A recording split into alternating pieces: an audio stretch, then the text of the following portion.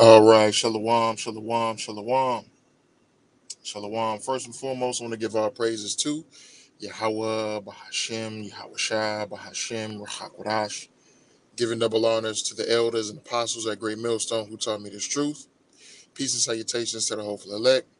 Peace and salutations to the Akim, the brethren out there on the highways and byways pushing this truth in 100% sincerity. And peace and salutations to the few and sincere sisters who believe in this gospel. All right, so I want to entitle this lesson, Amalek is the real nigga, in case you didn't know, right? Amalek and Esau in general, but definitely Amalek. Amalek is the real nigga, just in case y'all ain't know that, right? And I got a thing with this, I kind of want to talk briefly about this this potential U.S. military IDF merger that they've been talking about, right? And then I want to play a video clip to show you why that this is probably a bad move for Babylon the Great, right? So look, this is what it says on Google. It says there is no official merger between the Israel Defense Forces and the U.S. military, but the House of U.S. Representatives advanced an unprecedented integration plan in late May 2026. The proposal, Section 224 of the proposed 2027 National Defense Authorization Act, known as the United States Israeli Defense Technology Cooperation Initiative. It says it aims to fuse both defense industries, streamlining joint research, co-production of weapons, and shared development in emerging technologies like artificial intelligence, quantum technology, biotechnology, and cyber operations. It says the legislation authorizes data fusion and network integration, which would allow for significant sharing of operational and technological data between the two militaries. Israeli leadership, including Prime Minister Benjamin Netanyahu, has signaled an intent to pivot away from traditional U.S. cash handouts. This new framework seeks to transition from standard financial aid to permanent mutual, industrial, and strategic defense partnerships, right? So basically, it would be a thing where, and really, it will be a thing where Babylon the Great is giving them information, sharing data with them, sharing different technologies with them, creating technologies for, you know, uh, uh, those, Israeli forces, right, to do whatever they want to do. And it's probably going to backfire on America. It's most likely going to backfire on Babylon the Great because this video clip I'm about to play is funny as hell, but this is who Amalek is, right? So let's go here.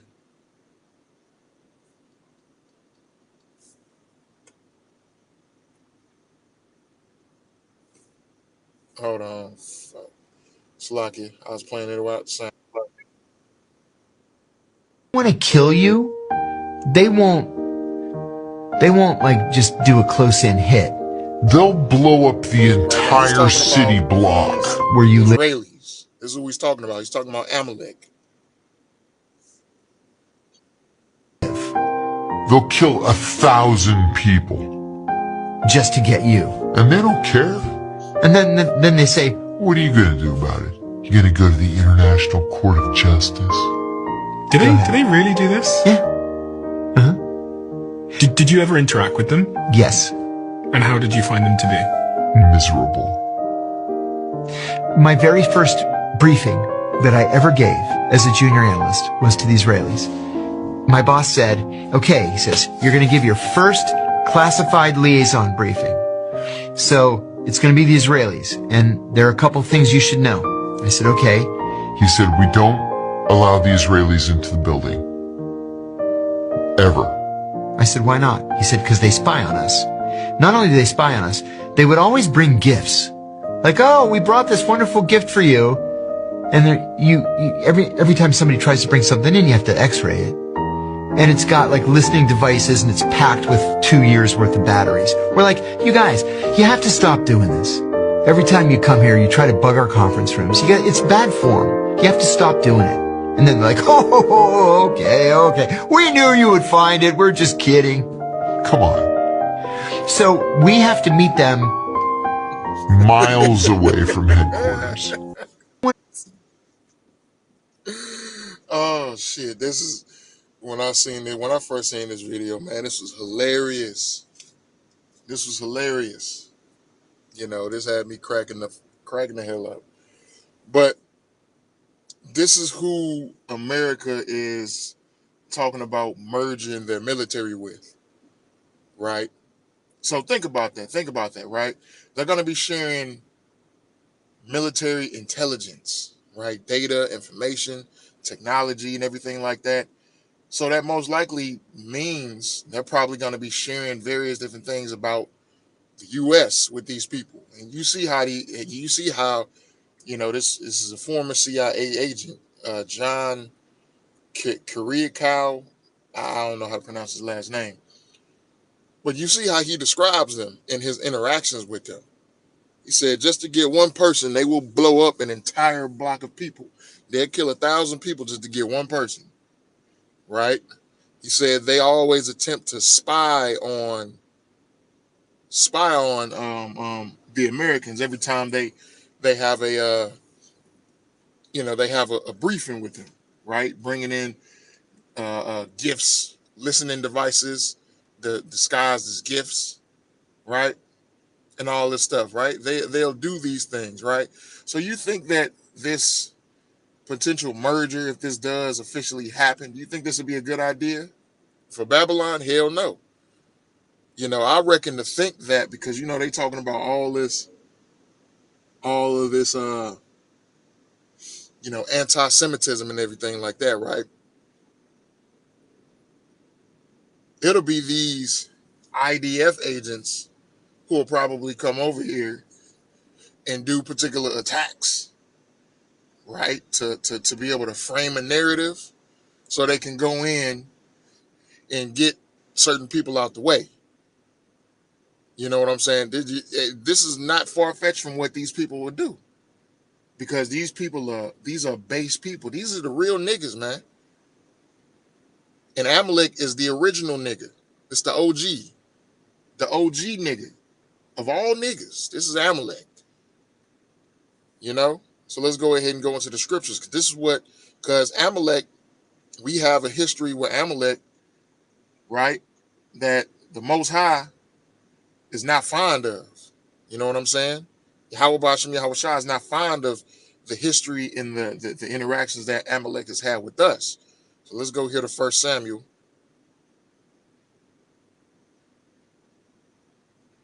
chapter 15, starting at verse 2. It says, thus saith the Lord of hosts, I will remember that which Amalek did to Israel, right? How he laid wait for him in the way when he came up from Egypt. Now go and smite Amalek and utterly destroy all that they have, and spare them not, but slay both man and woman, infant and suckling, ox and sheep, camel and ass. And Saul gathered the people together, numbered them in Telaim, 200,000 footmen and 10,000 men of Judah, right? So we've got a history with Amalek that's unfavorable with the Most High. All right, Shalak, I'm at the store trying to get this lesson in. But yeah, the history between Israel and Amalek is not favorable because one thing that they did to us in the wilderness is, when we tried to cross through their land in Edom to get to our land, right? They, waited and they attacked us, right? They attacked the the women, children, and the elderly. You know what I'm saying? On some not just some nigger shit, but on some coward shit too, right? So let's go here to Deuteronomy 25 and verse 17, and it reads, Remember what Amalek did unto thee by the way, when ye were come forth out of Egypt, how he met thee by the way, and smote the hindmost of thee, even all that were feeble behind thee, when thou wast faint and weary, and he feared not the Most High. Therefore it shall be, when the Lord thy power hath given thee rest from all thine enemies round about, in the land which the Lord thy power giveth thee for an inheritance to possess it, that thou shalt blot out the remembrance of Amalek from under heaven. Thou shalt not forget it, right? And Amalek is the chief tribe of Esau Edom, right? The physical Amalekite, or the first Amalekite, was Amalek, which was Esau's grandson. But the chief tribe is the tribe of Amalek, which we know today as the small hats. You know what I mean? So, when we get into the kingdom, when the Lord has given us, put us in our rest, after that 1,000 years, man, Amalek is gonna go first. Esau as a whole, as a nation, is going to be, eradicated from the earth. But Amalek, they're gonna go first. You know what I'm saying? Because Yahweh Bashim Yahweh Shai was not real fond of what they did to us on our way out of Egypt.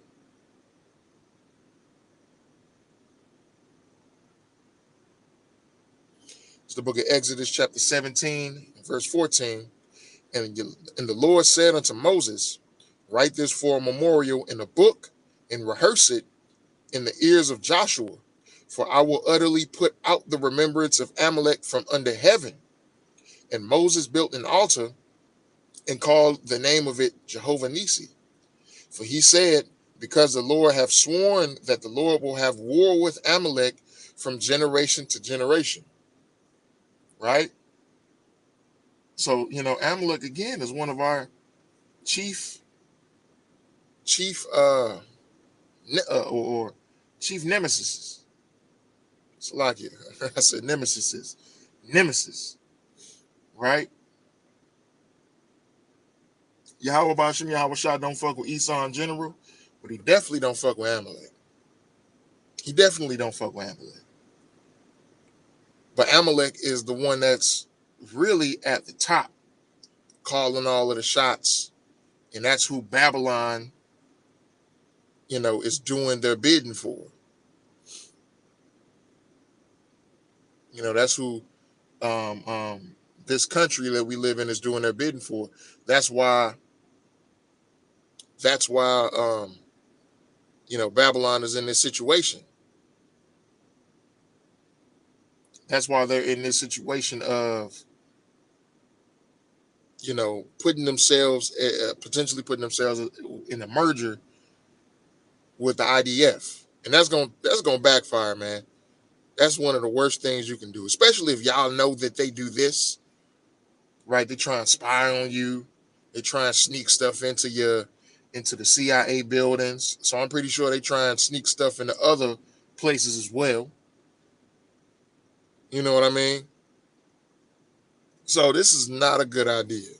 If this does officially happen, it's gonna backfire on Babylon.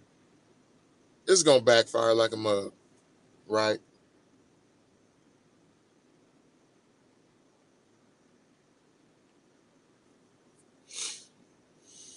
Damn, I just had a scripture on my mind and I just forgot it. I just forgot it. Damn, it's like it.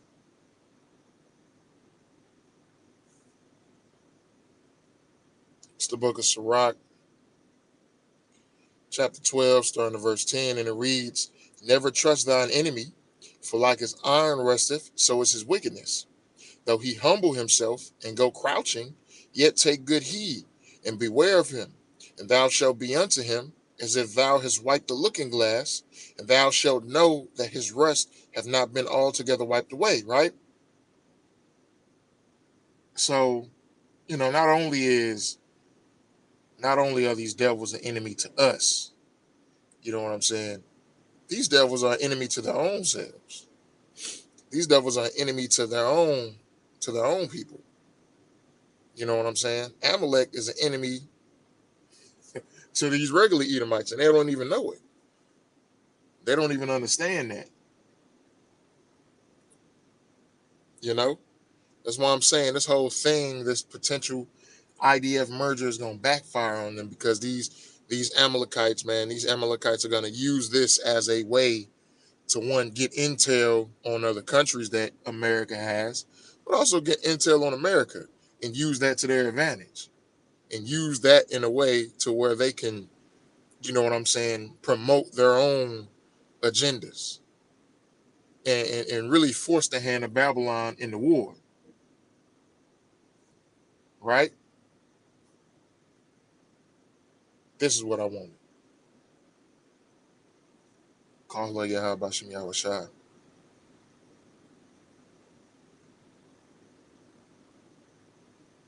Yeah, let me go 50 and verse 45.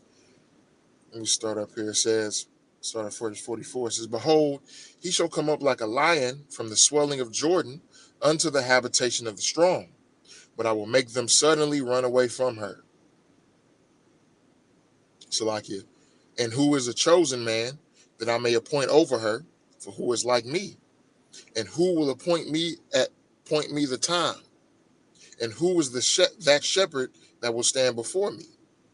Therefore, hear ye the counsel of the Lord that he hath taken against Babylon, and his purposes that he hath purposed against the land of the Chaldeans. Surely the least of the flock shall draw them out. Surely he shall make their habitation desolate with them. Right? Who is the least of the flock? Amalek. Right? And Amalek is going to be the one that's going to draw primarily Babylon the Great, but all of these nations in the World War III. Right? And this Israeli IDF U.S. military merger is all that's gonna do is just bring us closer and closer to World War III. Because these is niggas we dealing with, man. But Lord willing, this video lesson was edifying, giving all praises to Yahweh Bahashem, Yahweh Shah, Bahashem Rechakodash. Until next time, Shalom.